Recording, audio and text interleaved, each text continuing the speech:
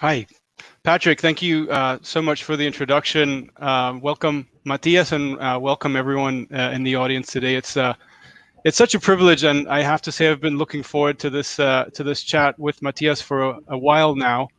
And as the subject of the talk says, we're going to be talking a little bit about product-led growth, and I really could not think of anyone better to speak to than Matias. So welcome. Thank you. I'm Alex. I'm a partner at NXTP. We had the incredible privilege of being one of the very early checks into Auth0 about 8 years ago, and it's been an incredible journey. And I think the list of things that Auth0 has gotten right over the years has just been is almost endless. So we had to cut it down for this 20-minute chat. And I think there are two parts of the story, Matias, that I'd like us to focus on for the audience as well. One of them being, I think what really characterizes Auth0, the developer-centric product-led growth go-to-market strategy. And then I think the second point that is particularly germane to this forum here in Latin America is the fact that you are Latin American founders, you were born in Latin America, and that you made it global and you've become a global company. So there are a ton of learnings that I would like to try and share with the audience there today. So those are the two questions that we're going to be interweaving during this conversation. But maybe just to set the stage a bit, Matias, it would be great if you could just briefly describe a little bit about what Auth0 does and the space that you operate in. Yeah, absolutely. Thank you, Alex, and thanks for having me.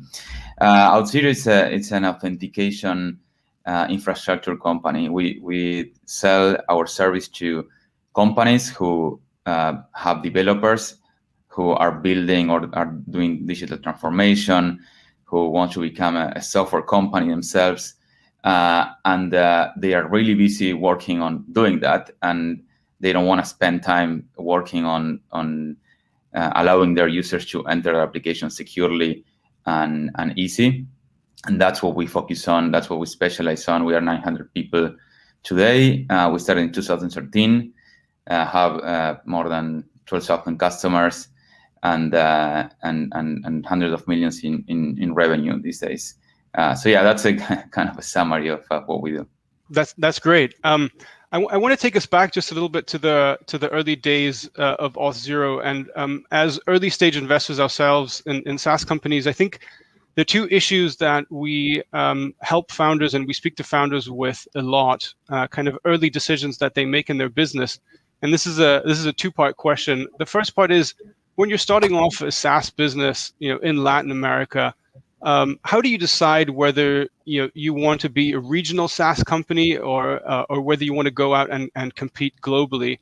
And then the second part of the question is, if you do decide to go out and compete globally, like Auth0 did, what are some of what is the best way to organize that expansion? Do you have some advice on that?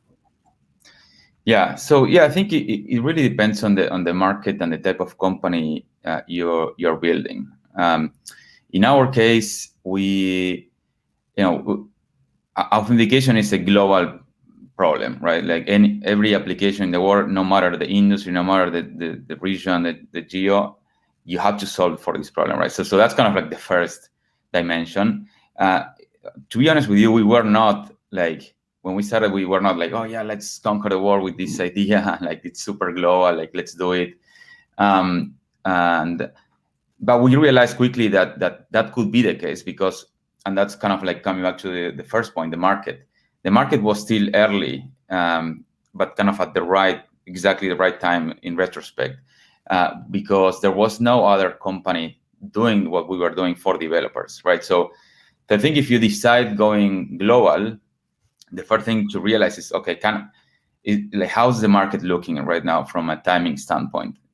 Is it is there a place for me to do something global? Because of course, if you can do it global, then you have to do it, right?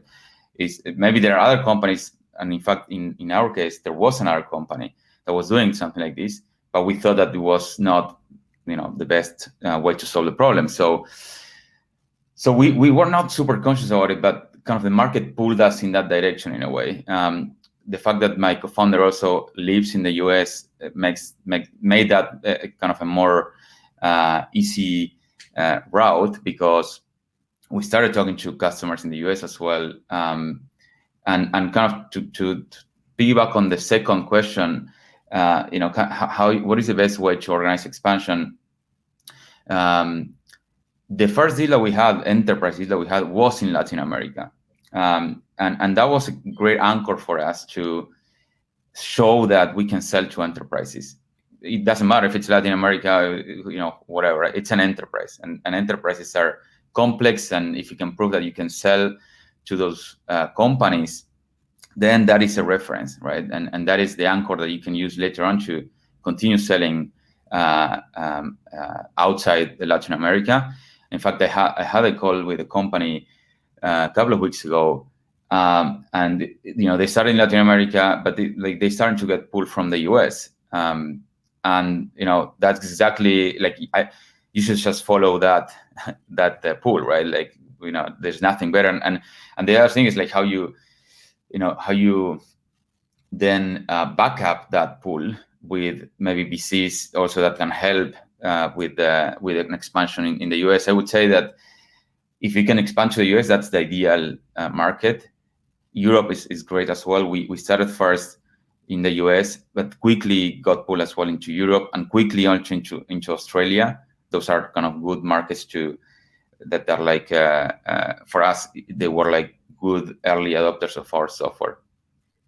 Yeah, that makes a lot of sense. And I think the way you describe it, that you're getting pulled into these markets is really interesting. And my next question is a little bit about, obviously, your go-to-market strategy and your product-led growth motion that you used. And could you maybe describe that very briefly to the audience, and maybe the role that it played in you becoming global and being pulled into these markets, how that helped you do that? Yeah, it was key, because the fact that like someone from Australia would send us an email or like a form fill, like I would never have imagined that, right? But that was clearly because we've done a great content marketing job early on. We spent or we invested in creating, we had a DevRel, in our case, a developer relations person. This person started writing blog posts about solving problems for developers, a variety of problems, and of course related to authentication, not related to our product, but related to authentication. And of course, the moment that those developers would read that blog post, they would realize that we actually solve authentication. It was a great, top of the funnel for us for signups, and that was like the thing that ended up pulling us in all these places. Like, yeah, these people were like just developers that were living anywhere and trying to solve their problem, and found our product as a way to do it. And there was also another key aspect of it was that they could try it without us being involved in the process. And of course, there's all sorts of benefits. And in a way, I mean, for us, it was kind of intuitive to do that. But in a lot of cases, when you think about like, I'm doing, and this is a product for enterprises at the end of the day, right? So the playbook you would think about is, well, I would put like a contact us or like book a demo button in my website, and they will come, right? And I will sell to enterprises. Well, I think that's a big mistake these days. I mean, it's been happening for a while, but the ability for anyone, and especially practitioners who are like these days the ones who are driving decisions in organizations, they can just look at what you do very clearly, very transparently, try it out, actually make it work, and then that becomes like a downhill conversation from there, right? So that was kind of our playbook from the early days. Yeah, no, absolutely. I think today we talk so much about product-led growth, and I think it is such there's a lot more information about it, and there's playbooks written about it, but I think you guys were really pioneers in doing something that was intuitive to you, and it turned out you've had tremendous success with that. But maybe one of the challenges around that, as you get kind of pulled into these different, or as different clients start using your products, You might be serving an SMB, or you might be serving someone at an enterprise that has started to use your product. So, how did you initially decide who your core client was? Because I would imagine that lots of different people using it and with different functionalities and different needs. So how did you organize that, and how did you decide who the core client was in that PLG motion? Yeah, so that was a struggle. The first year, like 2013, we started with kind of like from an angle of like, let's solve this problem for the developer, right? Forget about any segment. Like, this is the problem that developers have. What started happening is that, well, we had that developers actually using us, but for hobby projects, like side projects, paying us maybe $20 a month. And we quickly started doing the math, and like, we're not going to make it with this. We will need a huge amount of developers buying us if we want to live from this. And remember, we don't raise money back then yet, right? So that constraint also like help us, like, okay, well, we need to find a way to sell to companies, and how we go from developers to the enterprise, right? That's so. And I guess like we had a lucky strike there with our first deal, which was an insurance company, and it was, I would say, like in the enterprise kind of end of a spectrum, big company, Latin American company, and that experience of selling to that company was so enriching. It essentially allowed us to see, okay, well, this is a play that we should follow. There were developers inside that company and software architects inside that company that liked our solution, that tried the solution. As I said, like they made it work. They liked that transparency. And we learned from them a lot of the key requirements that enterprises would ask for, right? So as an example, like they have all sorts of like last mile integration type of requirements. Connect with this thing, connect with this other thing. That allowed us to figure out, or that led us to figure out how we would solve for those use cases early on, right? And we knew that like our segment from then on, would be these companies who have some complexity in their organization. And it wouldn't be like the kind of point and click SMB type of customer that would spend like $1,000 to $2,000 a year. We knew that like the type of company that we would target is like the one that can spend 20 to 100K a year, and that ended up like that ended up becoming our average kind of contract size is like 60K a year. And our biggest contract, might be like 2 million a year later on, right? So, we got, again, we got pulled into that market because of what we were solving as well. We are at its core, this is an integration glue type of problem, right? Infrastructure, right? So sure. that was kind of like the pull. So maybe just a follow-up question to that. So you enter the organization through the developers. What is the right way to think about it, that you then kind of layer on like an enterprise sales team once you've already penetrated the organization, or how do you start making the enterprise sale one? So for us, again, like first year, it was like we did all ourselves, and it was key to do that as well, kind of understanding the dynamics.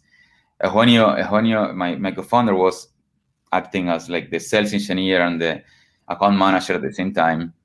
Of course, a lot of relationship based. I was doing all the technical side of the deal. We had to fly, those days to the company several times, convince them that we were serious about this. And so that was like the first one, right? So you have to do that. You have to do that yourself. I think it's very important to learn how to sell your product in this way.